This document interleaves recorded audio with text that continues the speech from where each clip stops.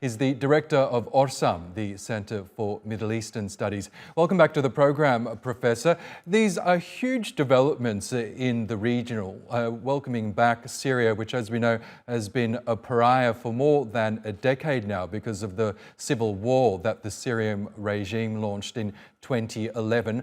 How do you explain what's happening? Why are some nations in the region eager to welcome Assad back into the fold? Let's just remember that Assad regime was kicked out from many international organizations because of the Syrian revolution, and now because of the Arab Spring, more or less over, or at least the first round is over. They want to normalize and keep the business as usual in the Arab world, and we also witness many seismic radical changes around the globe. So everybody is taking some position, and as we know, the Arab countries are generally they have not a systematic problem with Assad regime.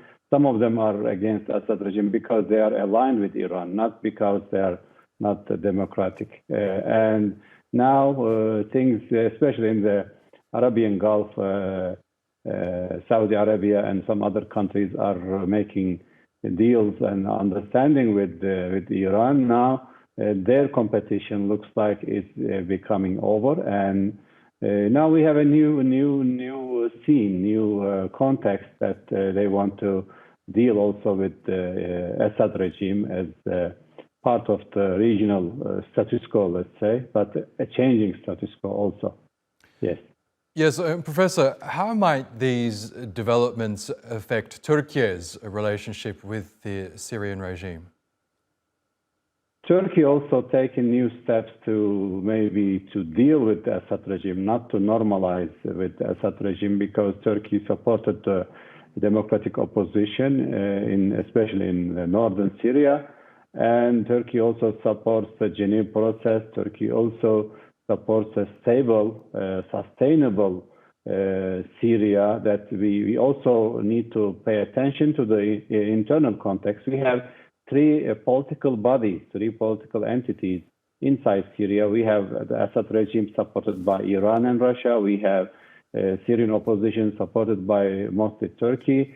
And we have the PKK and PYD, YPG, all the naming different acronyms, and they're supported by America and somehow by the West.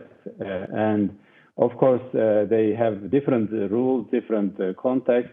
And of course, Turkey, after realizing that America wants to divide Syria and build a PKK state there, and Turkey is changing the game a little bit by, especially started with the Astana process, now also with the talking to the Assad regime, is trying to prevent this division in Syria, plus prevent building a terrorist state in the middle of the Middle East, and especially a neighbor to Turkey. So very critical to Turkey's stability and security and the well-being. So the situation is very complex, but now we see changes and new maybe alignment, new dealings, new approaches to the Syrian crisis.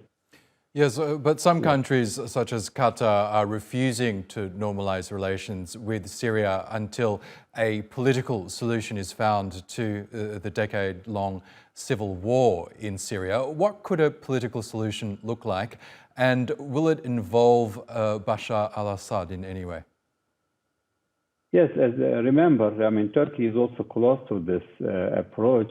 Remember, we have the Geneva process, which is frozen, and nobody is pushing for that, especially American hypocrisy or American, double take or double standard on this, saying democracy and saying the Geneva process, of course, is sanctioned by the UN, but now not proceeding the way it's supposed to be, and we need this process to go forward with the new constitution writing, new process, also elections and all this.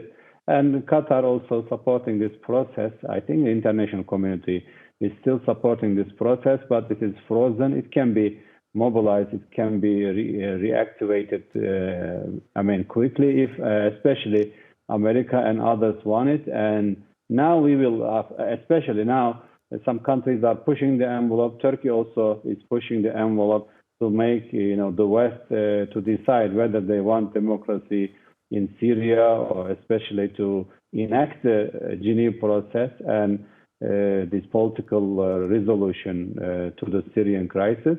And we'll see that. I think now many different actors are pushing the envelope. I think America has to show its own real intention as to the Syrian crisis. So we'll see new dynamics, new maybe reactions also to this crisis. Okay, Professor Ahmet Uysal, we'll have to leave it there, but thank you so much as always for sharing your analysis with us. Thank you. Thank you.